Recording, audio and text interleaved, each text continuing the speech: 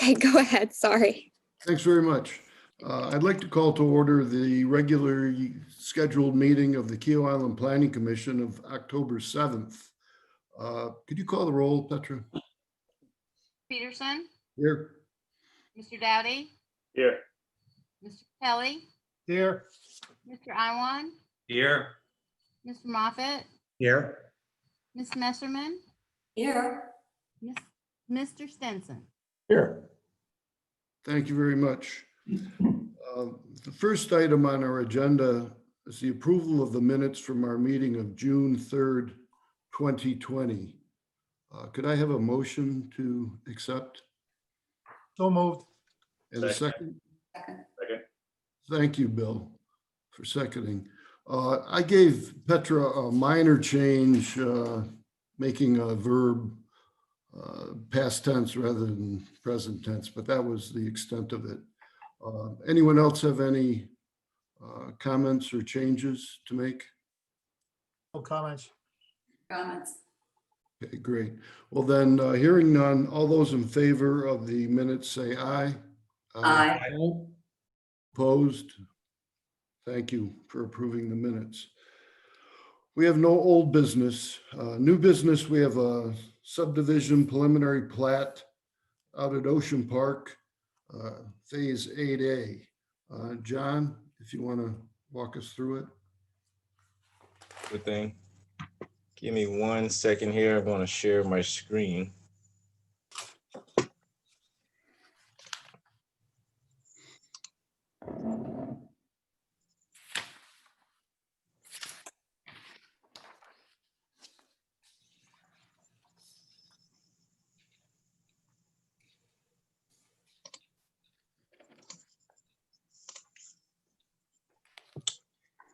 Is everyone able to see that one slide there? Yes. Yep. Okay. And I did chat with Mr. Pantlick. He said he would be joining, so I just want to, I'll go ahead and present the case just in case he does join while we are going through this review. Today's application is a preliminary subdivision application. This is the common area known as Phase 8A out in Ocean Park. KRA is the applicant and the property owner. This is reference to parcel 26516-00-163. Property is zone R2 and it's approximately 4 acres. As you see here, it's zone R2 and it's one of the few last pieces in Ocean Park. There's a couple other smaller ones. As you remember, there's front 9 lane that's still being under preliminary and conditional.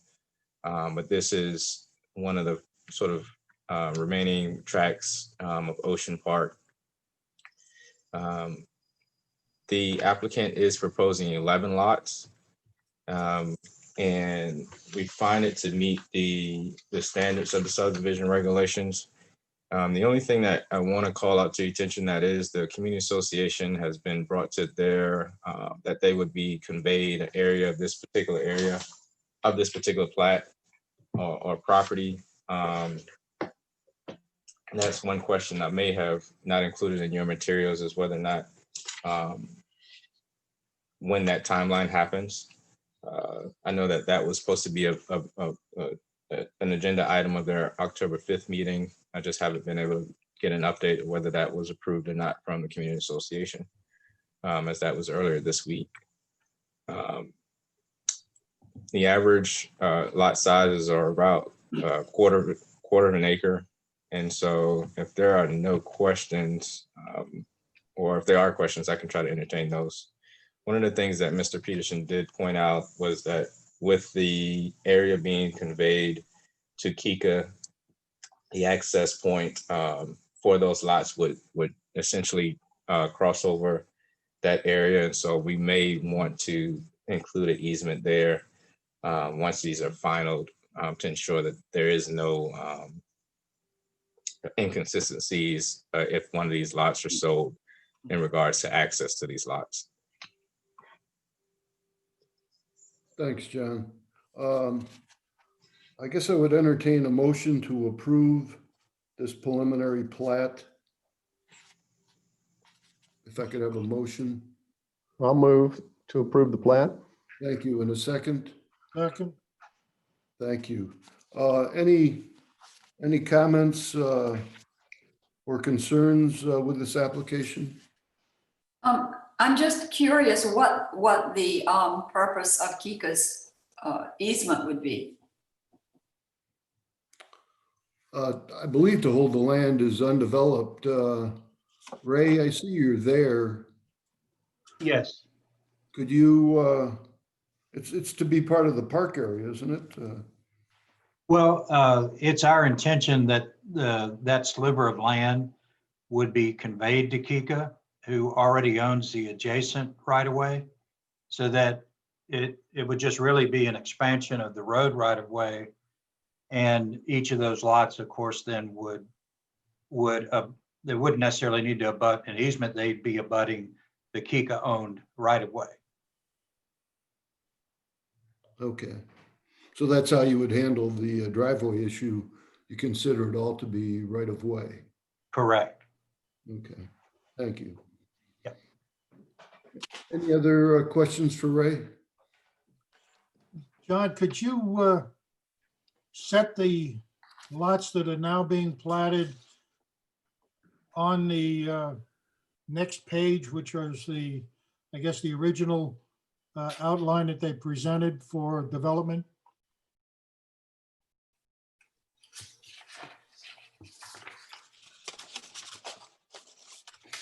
This is this one?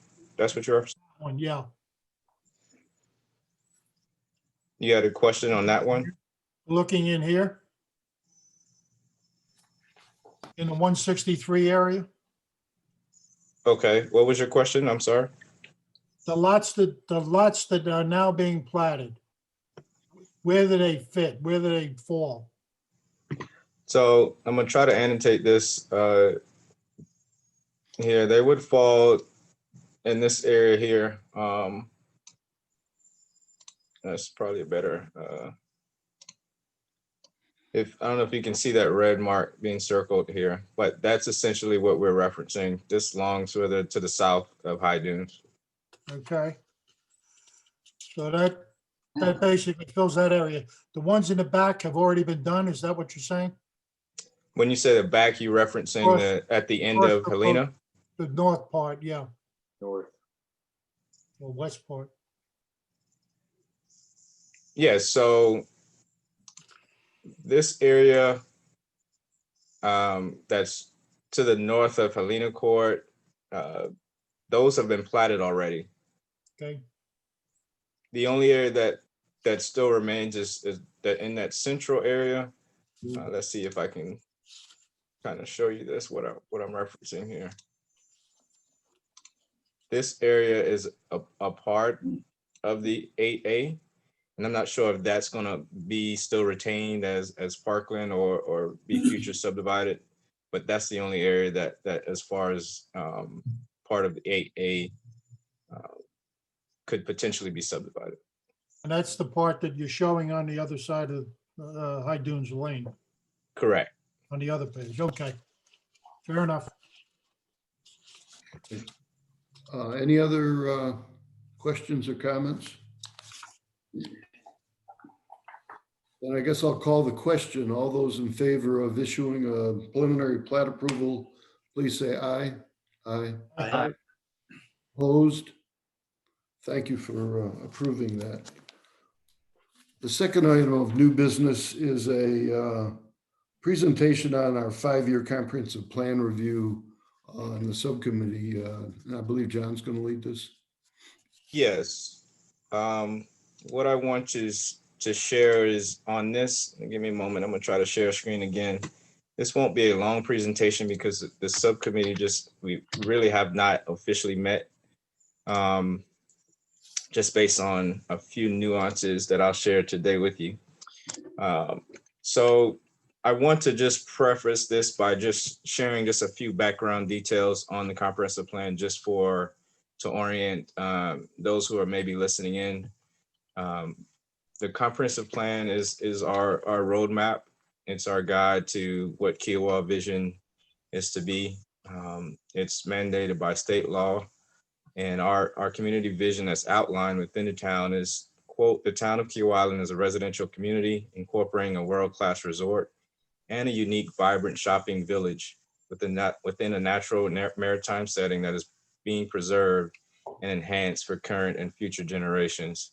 I don't know who I want to give credit to that. You know, a lot of folks have been listening in to, is that your language, Mr. Prickett?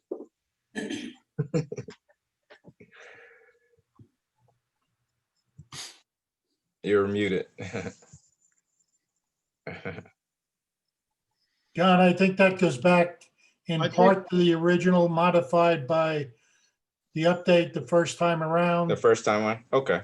And it, believe it or not, came from, partially from one of the former developers. Gotcha. Okay. Not the whole Awesome. thing, just a couple tweaks, and they have been very, very noticed and very much required as we went forward with it. Now, the only reason I highlight that because when I do have conversations with others and they ask about Kiowa, they ask about that statement specifically. So that's good context for me. They tend to ask about that vision statement and its place in the planning, I guess, realm as a model, if you will. And so just remember that this is by state law. The 1994 Planning Act gives local jurisdictions the ability to establish these plans. And it must require elements that include land use and community facilities. And this is only sort of a guide. So this does not impact zoning or has no zoning power. That specific document goes within a zoning ordinance, which is sort of a sister tool that we use in planning. Every year, or every 10 years that the act says that it must be updated. In 2015, that was done by the town in conjunction with Charleston County planning staff. And then every 5 years, according to the act, it must be reviewed looking at elements. We've technically met some of those requirements by when we did our last review of the sea level rise updates, when we looked at least 3 or 4 elements. What the act allows us to do is to make improvements as we see fit. So it doesn't necessarily have to come in that 5-year mark or that 10-year mark. If there's opportunity to improve those, that can happen throughout any time. But the 10-year view is known to be the big review, which is really a overhaul of looking at the entire plan, through the entire plan. And so what I want to share was that right now we're in that midst. As staff, I've taken the lead in sort of just gathering a lot of the materials and data and putting together a few things for the subcommittee. And so the only thing that I want to review today with you are 2 things. This was our key issues that I've identified. And if there are anything that you think as a full planning commission, I want to add that into this list so that the subcommittee can add that to their tasks. Of course, we're going to look at some data and trends. Additionally, the changes in land development patterns. As we know, most of the island is toward already being developed as it being subdivided. There are a few smaller parcels or a few tracts of land that are still undeveloped. And so those land development patterns have some impact, particularly one with Beachwalker Ocean, also known as Parcel 13. What that looks like, Ocean Park. There's a few areas that are technically still mapped out for residential development. However, it might be ideal for those to be conveyed to parkland as the patterns dictate that. We've made some amendments already regarding the flood mitigation and sea level rise adaptations as birthed through the environmental committee efforts. And there is a lot more that can be done in that area. And so one of the reasons why we're on this track that I'll get to in a few moments is to maybe take a stand to look at some more of those initiatives that are being done jointly with the town, community association, conservancy, and others. The beach management plan, one of the things that transpired this also in 2020 is that myself and Jim Jordan worked to update that beach management plan. That last time it was updated was in 2012. And so the state mandates that our coastal communities have a beach management plan. That particular plan includes just how the beach is maintained and managed, for lack of better words, looks at development along the coast, what happens. One of the major changes as pertains to planning is that there was really no formal process within that plan that guided how we treated beach projects. We took a precedent from how staff has sort of applied beach renourishment projects and different projects along the beach as far as like sand fencing or renourishment. The formal process for review was now inserted into that plan. And so we've been using site plan review as that process, but it was not formally listed or outlined as part of that plan. And so with this update, we included it within the beach management plan. So now there's sort of a formal review process that's tied to if a property owner desires to make some improvements along the beach, then there's a guided review process that's in conjunction with the town and of course the state. The last three are specific elements that I thought that we would need to review a little bit closer, just how things have changed over the last 5 years, specifically community facilities, our infrastructure. We know that we've redone the Parkway, Beach Walker Drive. There's some elements that the Community Association has done significantly as far as community facilities and roads. Additionally, our fire, St. John's Fire has undergone 2 huge projects and 2 new stations on the island. And so there are several points of data that would be included in as far as updating in this review process for 2020. The priority investment, that's a bigger fish. For those who may not be familiar with the priority investment, this is the opportunity to look at big ticketed items or larger investment projects. Particularly the Parkway probably would fall into that as the only one that we've recently engaged with. And so how does that fit into moving forward, looking beyond today, 5 to 10 more years?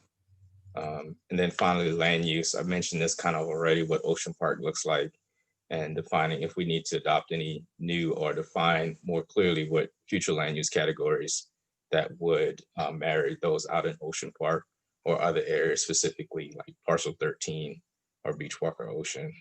So that's what I wanted to just kind of give you a gauge of what we'll be diving into the next month, 2 months. We've really now begun,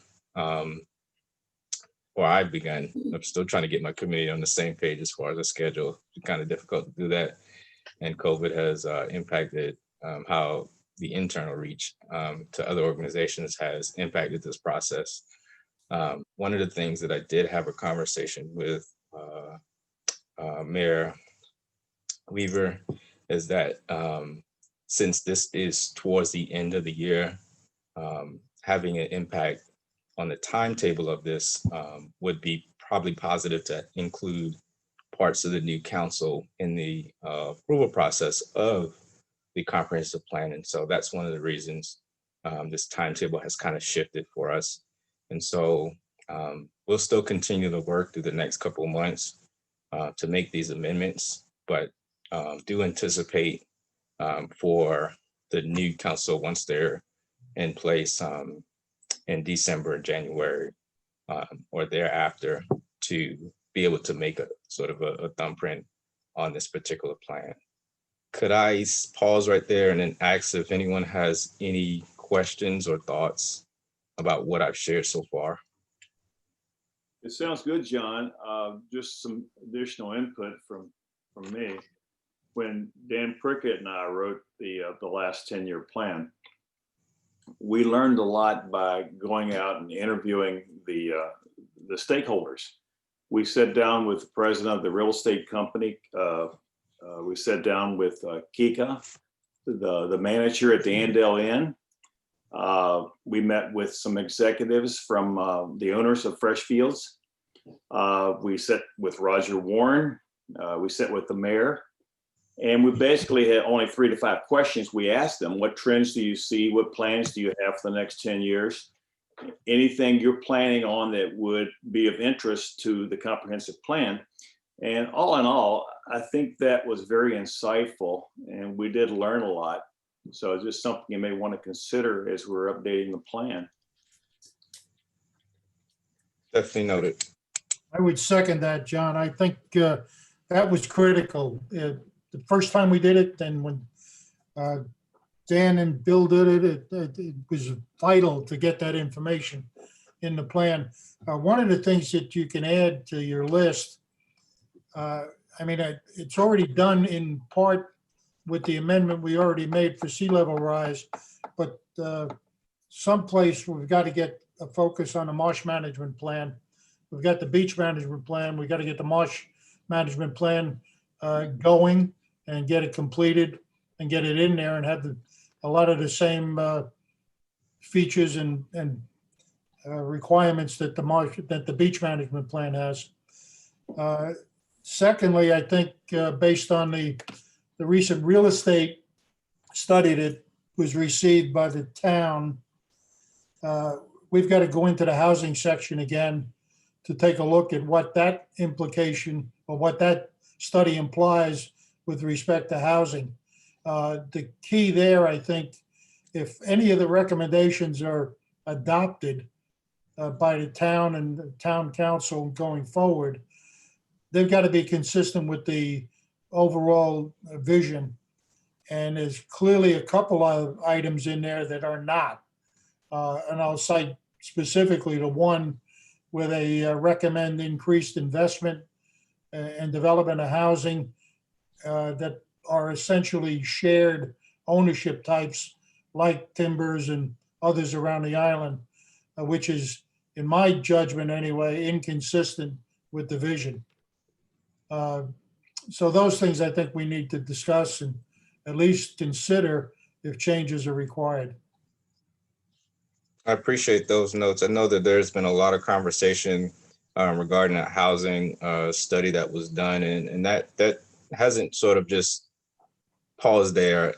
That's something I actually noted. It just wasn't on the slide, but definitely being able to incorporate because that's almost sort of, I don't want to say completed, but I mean, a lot of information is within that housing study that will be beneficial for future planning.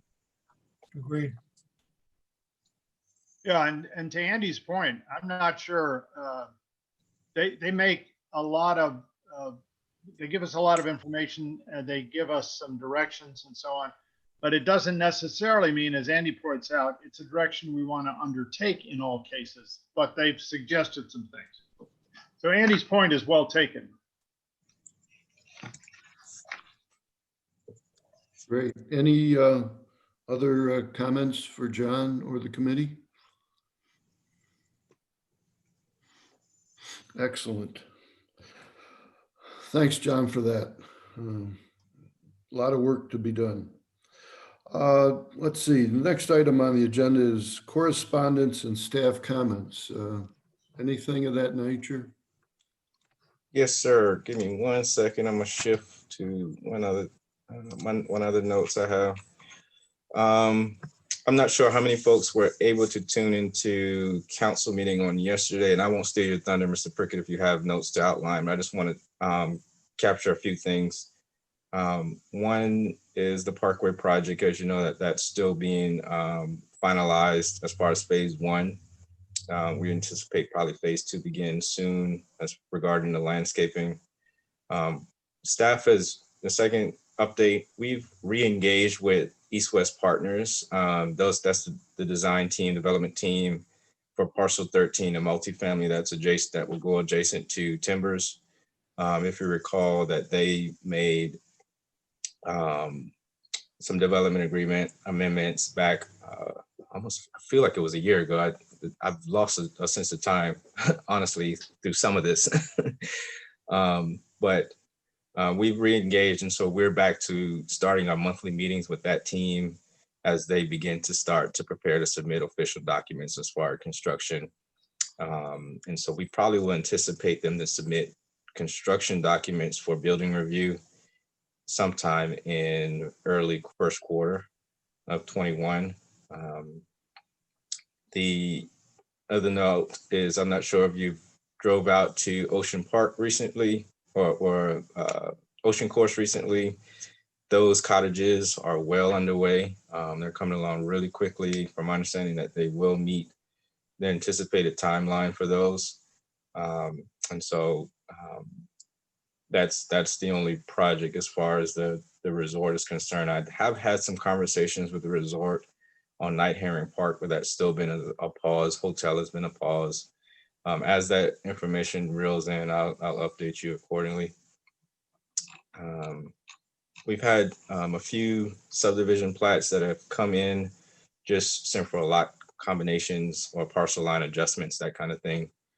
And then the final thing that I'll update you just on the FEMA flood maps, that was also part of council meeting yesterday.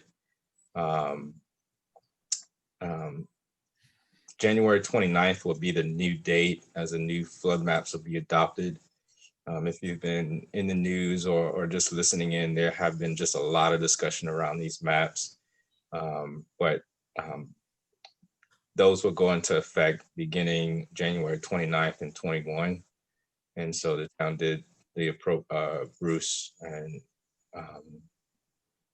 our floodplain manager, wrote the language to adopt those new maps that all municipalities, Low Country, will begin to see that happen in the new year. Continuing education, Mr. Prickett, I'll just if you can hit on the other part of parcel 13 and lot 1, I think that'll be something that you can highlight specifically more in detail.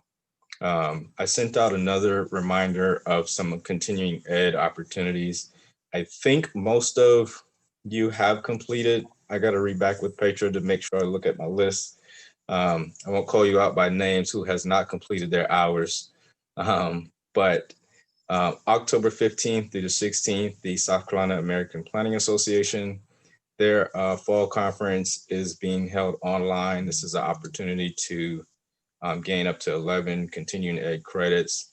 One of the subject topics is the new Spartanburg location for the Carolina Panthers. I think we'll have some good dialogue around that new project that's coming across state lines. But feel free to reach out to Petra if you are available and interested to attend any of those conferences. And there's a couple in November that I am looking at. There aren't as relative as I would like, but I probably will still share them. I've been trying to just continue to provide relevant ones for you all. I've heard the last one was pretty good. And so if I'll share the list anyway, just to make sure that we all get our required continuing ed credits, but feel free to reach out if you have an idea about the specific area that we haven't kind of talked about. I know a lot of it has been resiliency planning and flooding and flood mitigation, but that's been kind of what's relevant for a lot of us here in the Low Country or on the coast rather. So I'll leave it at that. I think that's all of my updates, unless anyone had questions. Thank you, John. Appreciate it. Next item 7, our council liaison, Mr. Prickett. Thanks, Fred. Picking up on what John just talked about, there was prior to the council meeting yesterday, there was a workshop, which is basically a public but non-decision making meeting about the probable proposal by the partners for a an amendment to the development agreement. And it relates to something that Fred is familiar with, which is parcel 13, and specifically lot 1, which is the undeveloped portion of 13 off the ocean that's back on the other side of what is Duneside Road, or whatever you want to call it, where the cul-de-sac was created. Bottom line is, what they'd like to do, which is similar to east-west conceptually, is have an increase in the number of dwelling units per building. And in order to decrease the number of building and increase the land use, increase the amount of open space, which would be probably a good idea. And also lower the height in what's called Zone A, which is the area that's closest. If you're familiar with the Duneside development, as you go down the road, there's the community pool on the right side as you make the last turn. And across from it toward the ocean is the Duneside condominiums. They're going to limit the height of the buildings that would be across from Duneside to 3 stories instead of 4, which is actually helpful to the neighborhood in a lot of ways. Blends in better. Anyway, they just made a presentation about what they're going to do. In order to get more units per building, they're willing to do that height lowering, as well as drop the number of allowed units from 129 to 100. Yeah, here's a conceptual drawing of what it might look like. But they said be careful, because it probably won't look like this when they get to the final plan. You see there's a pool down there, number 2. And then there are 10 buildings in this one. Don't hang your hat on it, because it's likely to change. What is key is, if you see Beachwalker Drive up at the top, that's an entrance that comes in off Beachwalker Drive, and it serves buildings A, B, C, and D, and E. And F and G. Anyway, and then, so more than half the units will come in off Beachwalker Drive. The other units, by agreement with Kika, are limited to units I and H there, and actually J. So J, A, and H will be the only ones coming in effect through the gate. So anyway, it was not a decision meeting. It was just more information, which was helpful to everybody. Just like East-West, they're not at the design stage. They're asking for this change in the development agreement, which will come before council. John, probably when? November? Yes, I think a November timeline would come back to council for a first reading. Yeah. So that's where we are. It was a good conversation. What they're asking for appears, I think, to most council members to be not unreasonable, and probably would end up being a more presentable and attractive development. It is a high density zone. There's worried, and they have gone out and talked to all the neighborhoods, by the way, and the associations to get their input. There's some concern on the part of some of the people about the amount of traffic that can go on Beachwalker Drive.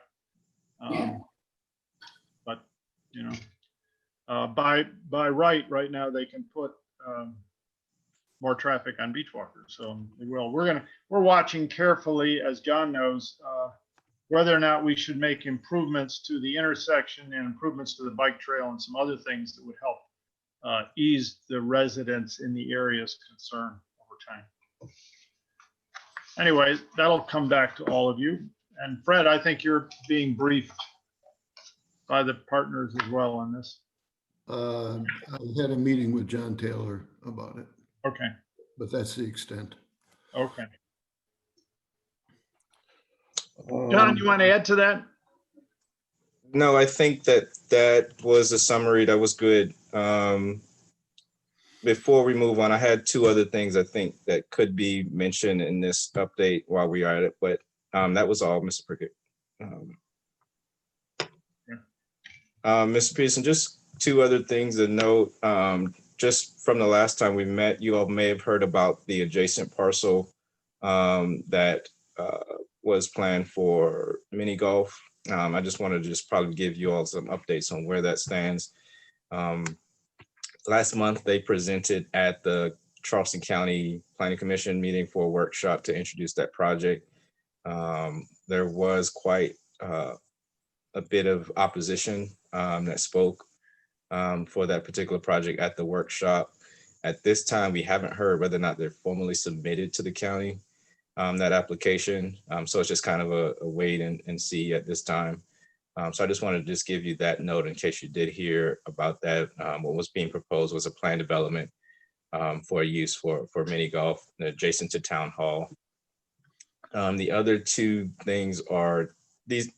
The reason why this has come after, because it's kind of thought of outside of sort of Kiowa, but just to note, there's the main road segment C.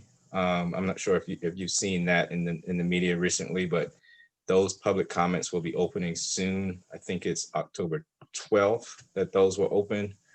And if just to recall, segment C of Main Road, that is the portion that extends from the corner of Bohicket and Maybank to River and Bessie Carrison.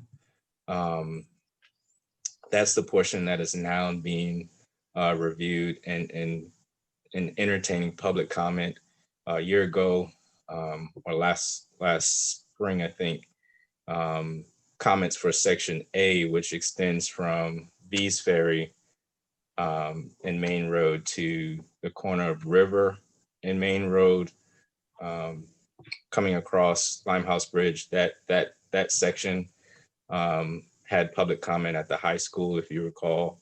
And so now that project is going through the design phase, and they've narrowed it down, I think, to maybe 7 options from the original 20-something options. So it's a working process, going through NEPA and all of that. But I just wanted to give you some updates on that particular project. And remember that the study scope for segment C does include all the way from Bohicket back towards River.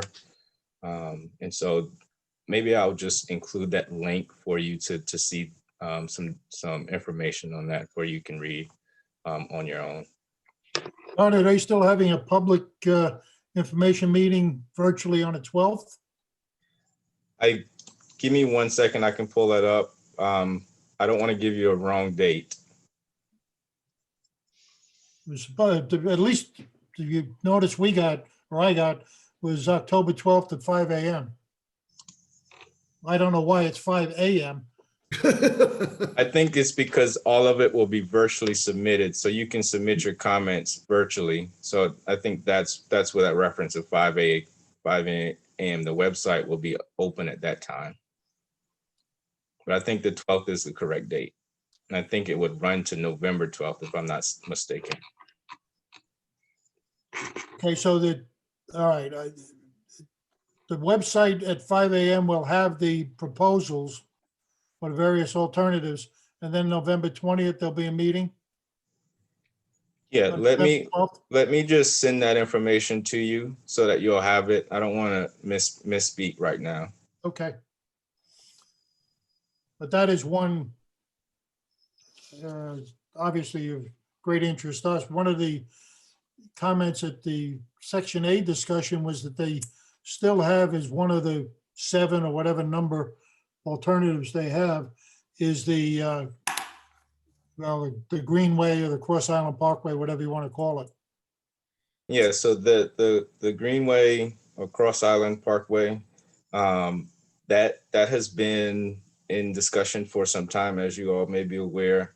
As it ranks in the 2040 Long Range Transportation Plan, it does not rank high as a regional project. However, part of this study will review that for segment C. So it would just kind of depend on a lot of different factors, including options for widening, options for existing residences and businesses along that corridor. Cost is always a factor. And so this is just now beginning this segment C kind of discussion, if you will. John, what is segment C again? So if you're coming towards Kiowa, segment C would start right at the corner of Bohicket Road and Maybank, right on where the Bilo is there. Right. And that would run all the way to the intersection of River Road and Betsy Carson. But is that Bohicket Road or Main Road? Bohicket. So that's let me clarify. So that's always been the conversation of this whole project of, hey, it's just from Main Road to Bohicket Road, but the study incorporates Main Road and Bohicket. Okay, so Yeah. that section C is actually Bohicket Road. Bohicket Road is section C. Let's just Gotcha. simplify that. I was confused until just now. Thank you. And that's how they sneak in this alternative for the Greenway, it could sort of in Right. between both of them, Right, okay. which would be fine. Yeah, to Andy's point on the Greenway, if we find that people in our town, including all of you, are interested in pursuing the Greenway, this is a time for us to comment because, you know, if they're going to go down Bohicket and expand it, it's going to change the nature of that. And obviously it's going to be expensive and involve a lot of people. The Greenway is not an unreasonable alternative if you think about it, but now's the time for us as citizens to comment on this stuff so it gets some air if we think that's a good idea. That would be only after the plans are released, I guess, in November or October, and we comment in November. So you would start commenting this month, and I'll find that information to see when they typically do a public engagement process, but since COVID has impacted, I'm not sure what that format looks like. The last time pre-COVID, it was 2 meetings at St. John's High School where they did roundtables where folks was able to walk around, see each of the different proposals or each of the different alternatives, rank them accordingly, make comments about what they like, what they don't like. You'll be able to do that same thing, but I don't think that there will be an in-person session for segment C. Great. Thank you very much, John and Dan.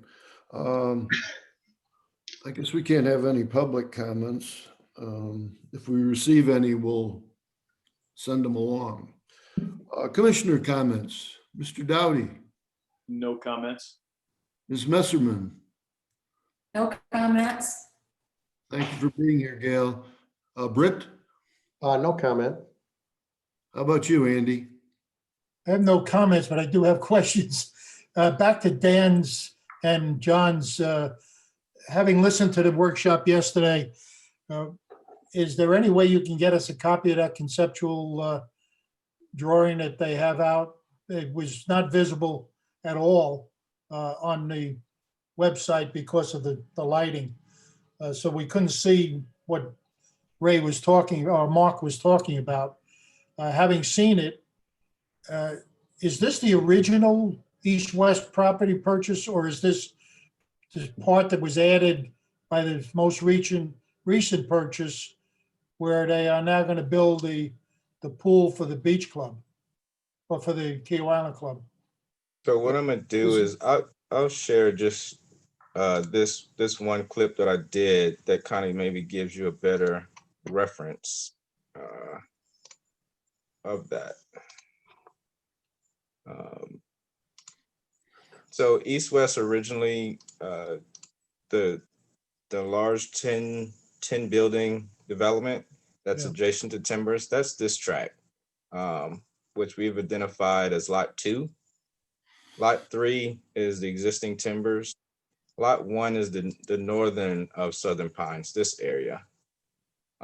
So that is what the proposed development agreement amendment caters to, this specific Lot 1 area. Right. So they're not changing lot 2 at all, and they're proposing the pool for the beach club being where? No, the pool for the beach club's down in lot, Ooh, 2. well, it's in the east-west development in 2, yeah. Yeah. John, show them where that's gonna be. So the pool for East West happens down in this area. Right. new- the pool, the Go ahead. the pool for what was proposed just a minute ago for lot one, right now, that conceptual shows a pool happening towards this end of the parcel.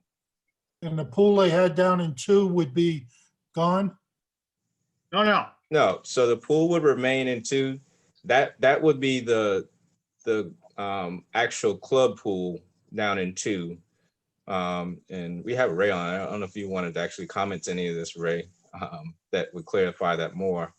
But the lot one pool is more specific to that development. From my understanding, the model or the concept to that is those who live in that area will be able to use that pool.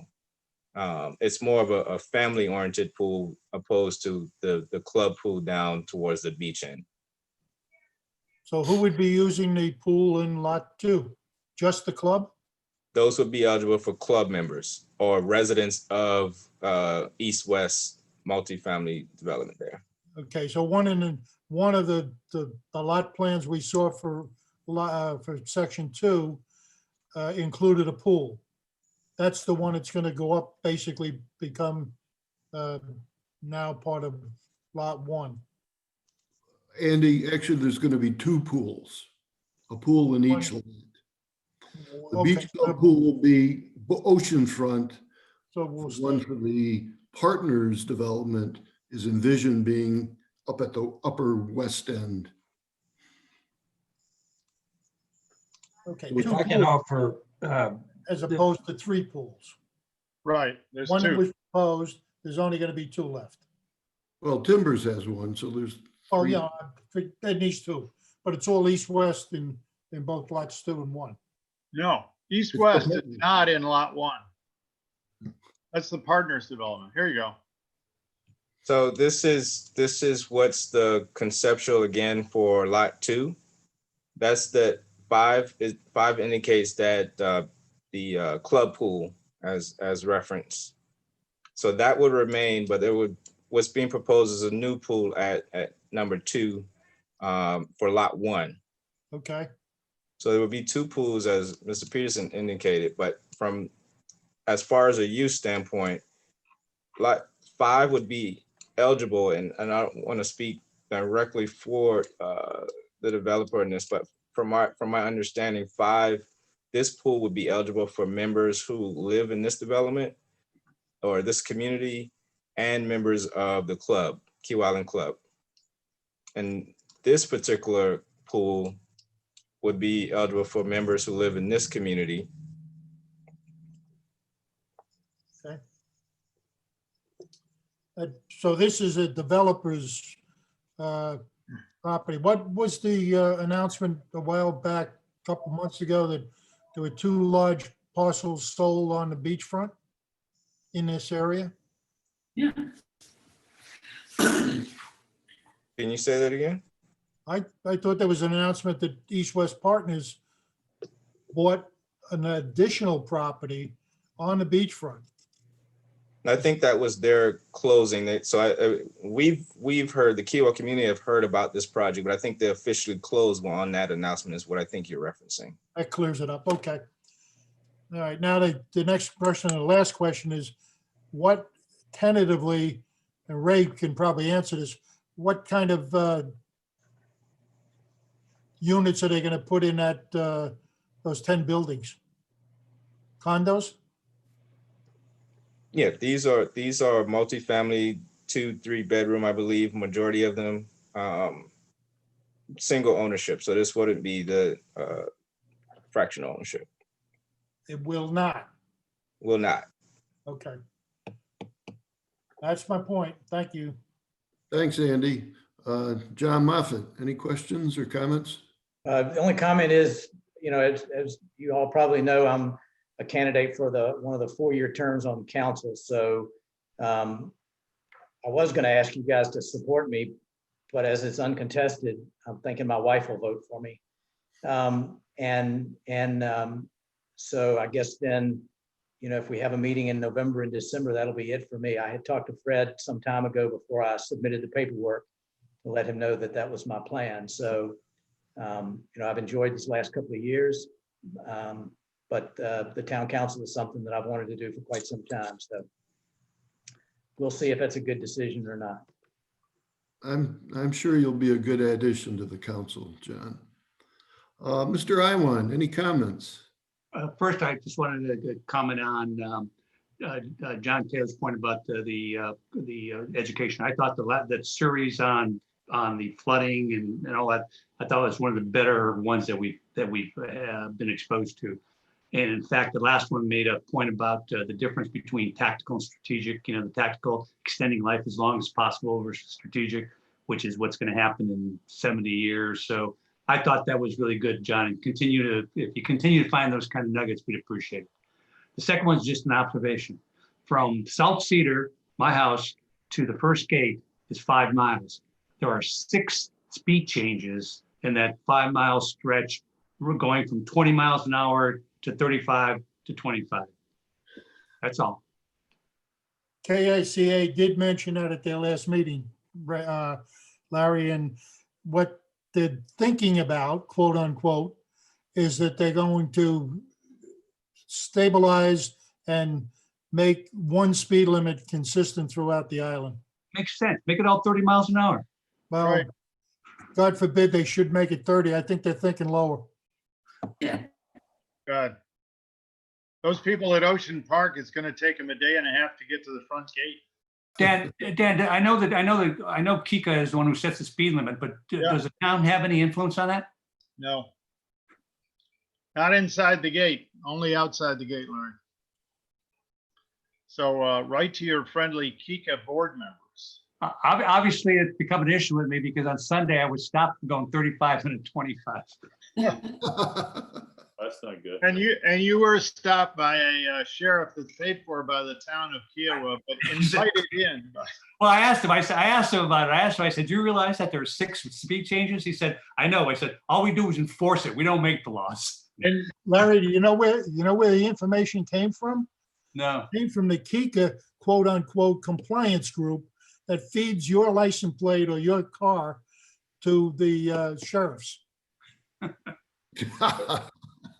It's really nice of them. Yeah. Okay, hearing no more good suggestions. Well, thanks for qualifying that as a bet. Well, we can't do anything about it, Larry. I mean, We're gonna all chip in, Larry, help you pay the fine. Actually, he just gave me a warning. Oh, jeez. I was the nicest guy. I mean, I was the picture perfect perp. Delay your hearing after 6 months, John will be retired. so I will entertain a motion for adjournment unless we have further items to discuss. So So moved. And a second. Second. It's been moved and seconded that we adjourn. All those in favor say aye. uh, Aye.